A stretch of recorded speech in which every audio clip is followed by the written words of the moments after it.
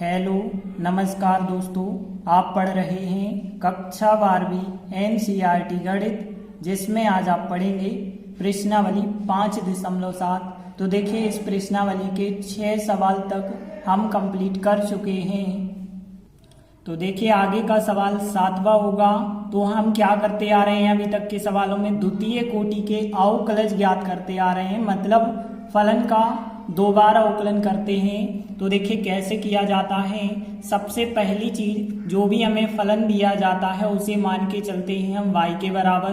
तो हम लिखेंगे, मान के चल रहे हैं y बराबर है e के ऊपर 6x की पावर और इंटू में है cos 3x। तो देखिए जो फलन होता है, अब हमें इसका दो बार अवकलन करके उत्तर बताना है। तो हम क्या करते हैं, x के सापेक्ष अवकलन करते हैं। तो देखिए x के सापेक्ष अवकलन करने पर, तो देखिए y का यदि आप x के सापेक्ष अवकलन करेंगे तो dy/dx होगा। और यहाँ पे ध्यान देना, पहला फलन दूसरा फलन वाला फार्मूला बनेगा। जब दो फलन गुणा में होते हैं तब नियम क्या होता है, पहला फलन दूसरे का अवकलन प्लस दूसरा फलन पहले का अवकलन। तो यही फार्मूला हम यहाँ पे लगाएंगे। तो देखिए हमने लिखा पहला फलन दूसरे का अवकलन करेंगे। तो देखिए कॉस का अवकलन यदि आप करेंगे तो माइनस का साइन होगा यहाँ पे, तो माइनस का साइन 3x होगा। और फिर 3x का रिपीट करेंगे तो 3x का 3 और रिपीट हो जाएगा। और इसके बाद जो है प्लस दूसरा फलन हम लिखेंगे। तो देखिए दूसरा फलन कितना है, cos 3x। पहले का अवकलन करेंगे, मतलब ई पे 6x की घात का करेंगे। तो आपको पता है ई पे कोई भी घात होती है तो वही का वही होता है, लेकिन 6x का क्या कर देंगे, हम रिपीट कर देंगे। तो 6x का 6 रिपीट हो जाएगा। और देखिए यहाँ पे अब एक पद ये है प्लस दूसरा पद ये है, तो आप चाहें तो ई 6x कॉमन निकाल सकते हैं। तो देखिए यहाँ पे फिर माइनस का 3 आगे लिख दें, साइन 3x बचा होगा प्लस का cos 3x बचा होगा। यह संख्या हमने कॉमन निकाली है तो 6 भी बचे होंगे, तो 6 हमने यहाँ पे लिख दिए हैं। अब देखिए यह मान हो गया dy/dx का। अब हमें एक बार और अवकलन करना होगा x के सापेक्ष। तो देखिए पुनः x के सापेक्ष अवकलन करने पर dy/dx का करेंगे तो क्या हो जाएगा, d वर्ग y/dx वर्ग हो जाता है, इतना तो आपको पता है। अब तो देखिए यह हो जाएगा पहला फलन और यह हो जाएगा दूसरा फलन। तो देखिए अवकलन यदि आप करेंगे तो यहाँ पे पहला फलन दूसरे का अवकलन यदि हम करेंगे तो देखिए यहाँ माइनस के 3 लिखा हमने, साइन 3x का करेंगे तो cos 3x हो जाएगा, लेकिन 3x का 3 इंटू में रिपीट करना होगा। अब देखिए यहाँ पे फिर हमने 6 लिखा और cos 3x का करेंगे तो cos का तो माइनस का साइन होता है, तो माइनस का साइन 3x हो जाएगा। और इस 3x का 3 फिर हम यहाँ पे रिपीट कर देंगे। तो देखिए पहला फलन लिखा, दूसरे का अवकलन प्लस दूसरा फलन हम लिखेंगे। तो दूसरा फलन मतलब यह संख्या लिखेंगे, तो माइनस का 3 sign 3x plus 6 cos 3x। और देखिए इसके बाद हमें पहले का अवकलन करना है, मतलब इसका अवकलन। तो ई 6x का अवकलन करेंगे तो ई 6x ही होगा, लेकिन 6x का 6 आपको रिपीट करना होगा।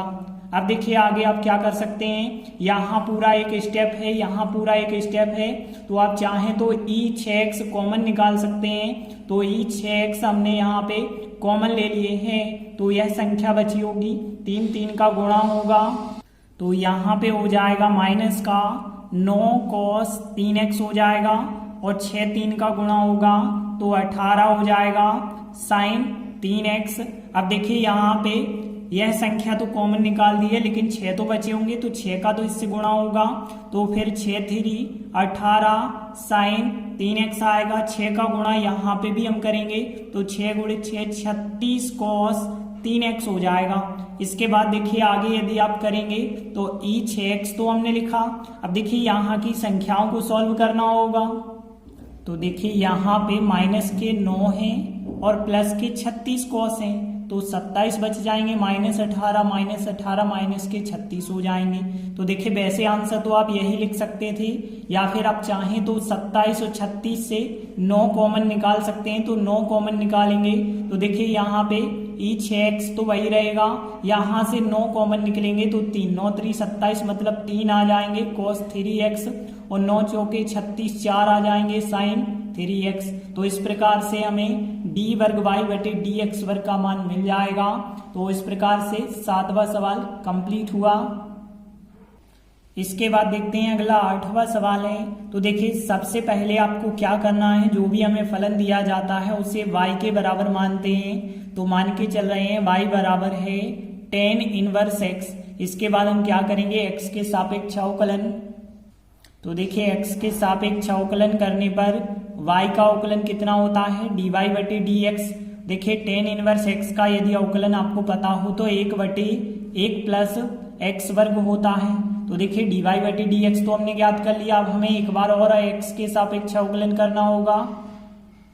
तो देखिए हमने लिखा पुनः x के सापेक्ष अवकलन करने पर, तो dy बटे dx का अवकलन दोबारा करते हैं तो क्या बन जाता है, d वर्ग y बटे dx वर्ग बन जाता है। देखिए यहाँ तो अंश बटे हर वाला फार्मूला आप लगा सकते हैं। तो अंश बटे हर वाला जो फार्मूला होता है, हर अंश का अवकलन माइनस अंश हर का अवकलन बटे हर का वर्ग होता है।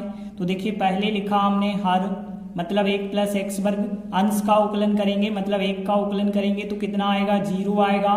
फिर माइनस चिन्ह, फिर लिखना है अंश, अंश मतलब 1, फिर हर का अवकलन, इसका यदि अवकलन करेंगे तो 1 का 0 होगा, एक्स वर्ग का करेंगे तो 2x होगा। और फिर नीचे क्या होता है, हर का वर्ग होता है मतलब 1 प्लस एक्स वर्ग का होल स्क्वायर आपको लगाना होगा। और देखिए 0 का गुणा फिर इसके साथ करेंगे तो पूरी संख्या 0 हो जाएगी।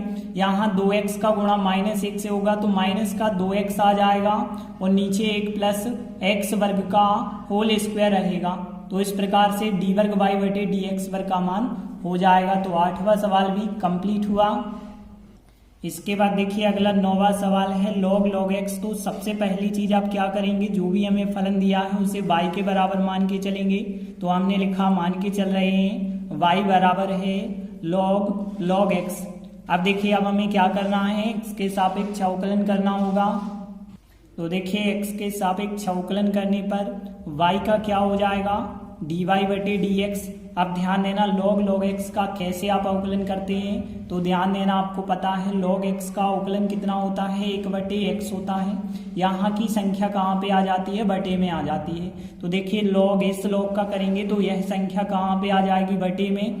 तो 1 बटे log x हो जाएगा और इस संख्या का जो होगा रिपीट हो जाएगा।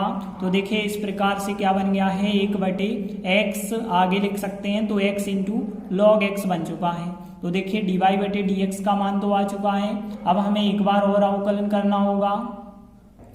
पुनः x के सापेक्ष अवकलन करने पर तो देखिए dy बटे dx का क्या हो जाएगा, d वर्ग y बटे dx वर्ग हो जाएगा बराबर। देखिए इस संख्या का कैसे करेंगे, अंश बटे हर के रूप में फार्मूला हमें लगाना होगा, हर अंश का अवकलन माइनस अंश हर का अवकलन बटे हर का वर्ग। तो देखिए यहाँ पे हमने लिखा, सबसे पहले हर लिखना होता है हमें। तो देखिए यहाँ पे x log x लिखा, फिर करना होगा अंश का अवकलन। तो देखिए अंश का अवकलन डायरेक्टली हम नहीं लिख रहे हैं, हमने लिखा डी बटे dx करके अंश का अवकलन करना माइनस, फिर अब हम अंश को लिखेंगे और हर का अवकलन करेंगे तो डी बटे dx करके हमने हर को लिखा x log x को, और फिर जो है बटे में हर का स्क्वायर होता है तो x log x का वर्ग होगा। देखिए हम डायरेक्टली भी कर सकते थे, लेकिन यहाँ पे आपको प्रॉब्लम ना जाए इसलिए हमने इस स्टेप को लिख दिया है। और आगे ध्यान देना x log x, यहाँ पे देखिए 1 का अवकलन कितना होगा, 0 हो जाएगा, माइनस 1 रहेगा। देखिए यहाँ पे अवकलन करेंगे तो पहला फलन दूसरा फलन वाला फार्मूला बन जाएगा। तो देखिए x लिखा पहला फलन, दूसरे का अवकलन होगा मतलब log x का अवकलन होगा 1 बटे x प्लस log x रहेगा दूसरा फलन, फिर पहले फलन का अवकलन होगा मतलब x का अवकलन होगा। तो इस प्रकार से पहला फलन दूसरे का अवकलन, दूसरा फलन पहले का अवकलन, और बटे में क्या चलते जा रहा है, x log x का होल स्क्वायर चल रहा है। और यदि आगे आप करते जाएंगे तो 0 का गुणा इससे होगा, पूरी संख्या 0, यहाँ माइनस चिन्ह आएगा। देखिए 1 का गुणा इससे करेंगे तो यही संख्या रहेगी, क्या रहेगी, देखिए x से x कट जाएगा, यहाँ पे रहेगा 1, और 1 का गुणा log x से करेंगे तो यहाँ पे रहेगा log x, और बटे में क्या चल रहा है, x log x का होल स्क्वायर चल रहा है। तो यही हमारा फिर आंसर हो जाएगा। तो इस प्रकार से 9वां सवाल भी कंप्लीट हुआ। इसके बाद देखिए 10वां सवाल है साइन लॉग एक्स। तो सबसे पहले हम जो भी फलन दिया होता है उसे मान के चलते हैं y के बराबर। तो मान के चल रहे हैं y बराबर है साइन लॉग एक्स। अब हम क्या करते हैं, x के सापेक्ष अवकलन करते हैं। तो देखिए हमने लिखा है x के सापेक्ष अवकलन करने पर y का अवकलन कितना हो जाएगा, dy/dx हो जाएगा। यहाँ पे देखिए साइन का अवकलन करेंगे तो कॉस होगा और जो भी यहाँ पे थीटा था वही रहेगा, लेकिन जो यहाँ पे log x था थीटा के रूप में, इसका अवकलन रिपीट हो जाएगा। तो फिर कितना आएगा 1/x। और देखिए यहाँ पे 1/x का यदि गुणा कर देंगे तो cos log x बटे क्या आ जाएगा x। इस प्रकार से dy/dx का मान आएगा। अब हम इसका दोबारा x के सापेक्ष अवकलन करेंगे। तो देखिए हमने लिखा पुनः x के सापेक्ष अवकलन करने पर, तो देखिए dy/dx का क्या हो जाएगा, d वर्ग y/dx वर्ग हो जाएगा। और यहाँ पे देखिए अंश बटे हर का फिर हम वही फार्मूला लगा देंगे जो कि हमने अभी सवालों में लगाया, हर अंश का अवकलन माइनस अंश हर का अवकलन बटे हर का वर्ग। तो देखिए पहले आता है हर, फिर आएगा अंश का अवकलन। तो देखिए हमने यहाँ पे लिख दिया है तो अच्छे से समझाने के लिए cos log x का अवकलन हमें करना होगा, फिर माइनस चिन्ह cos log x को आप लिखिए, मतलब अंश को लिखिए, फिर हर का अवकलन करेंगे, हर मतलब यहाँ पे x है तो x का अवकलन करेंगे, और फिर बटे में क्या लिखना है, हर का वर्ग लिखना है। हर कितना है, x है तो x का वर्ग लिखा। और देखिए आगे यदि आप सॉल्व करेंगे तो x तो वैसे ही रहेगा यहाँ पे। अब यहाँ पे ध्यान देना, cos का अवकलन करेंगे तो cos का माइनस का साइन हो जाएगा तो साइन log x हो जाएगा, लेकिन log x का रिपीट कर देंगे 1/x और फिर माइनस चिन्ह यहाँ पे लिखा, और यहाँ पे cos log x तो बिल्कुल वही रहेगा। यहाँ x का अवकलन करेंगे तो कितना आएगा, 1 आ जाएगा, और फिर बटे में क्या लिखते चलना है, x वर्ग लिखते चलना है। अब आप देखेंगे तो यहाँ x से x तो यहाँ पे कट जाएगा, तो यहाँ पे फिर माइनस चिन्ह यहाँ पे बचा होगा, और माइनस यहाँ भी बचा है, तो चाहे तो आप माइनस कॉमन कर सकते हैं। तो देखिए यहाँ पे फिर आ जाएगा साइन log x, क्योंकि यहाँ पे x और x कट चुके हैं, इतना बचा होगा, माइनस चिन्ह कॉमन कर दिया है तो यहाँ प्लस आएगा, और कितना आएगा फिर cos log x आ जाएगा, और फिर बटे में क्या आ जाएगा, यहाँ पे x वर्ग आ जाएगा। तो इस प्रकार से हमारा d वर्ग y/dx वर्ग का मान ज्ञात हो जाएगा, और यही हमारा फिर आंसर होगा। इस प्रकार से 10वां सवाल भी कंप्लीट हुआ। इसके बाद देखिए 11वां सवाल, y बराबर हमें दिया गया है और इतना हमें सिद्ध करके बताना है। दिया है y बराबर 5 cos x minus 3 sin x लिखा।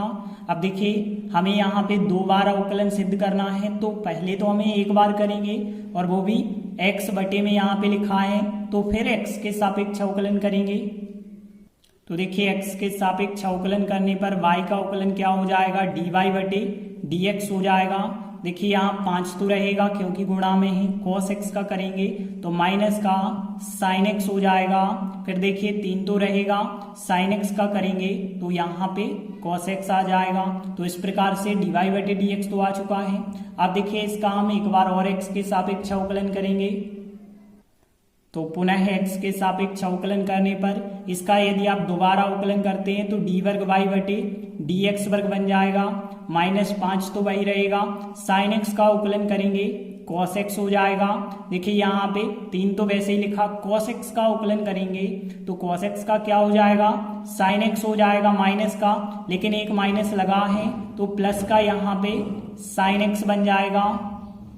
अब देखिए यहाँ पे यदि आप माइनस चिन्ह कॉमन निकाल देते हैं तो यहाँ पे फिर क्या बचा होगा, यह संख्या प्लस की बची होगी 5 cos x, और यहाँ पे यह संख्या माइनस की बची होगी। ऐसा हमने क्यों किया है, क्योंकि यह पूरा का पूरा मान क्या बन जाएगा, y बन जाएगा।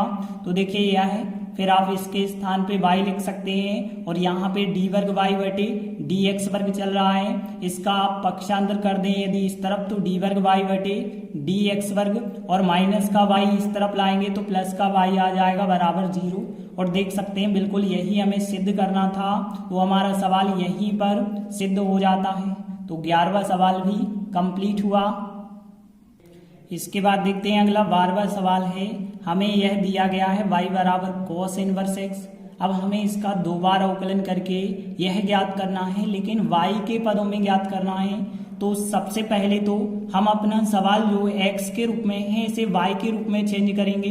तो देखिए दिया गया है हमारे लिए y बराबर cos इनवर्स x। देखिए x के रूप में दिया है, जब y के रूप में आंसर चाहिए तो अभी से हम y के रूप में बदल दें। तो देखिए y के रूप में आप कैसे बदल सकते हैं, यहाँ पे cos इनवर्स को इस तरफ लाएंगे तो फिर यहाँ पे cos y बन जाएगा, बराबर क्या बचा होगा, x बचा होगा। अब हम x के सापेक्ष अवकलन कर देंगे।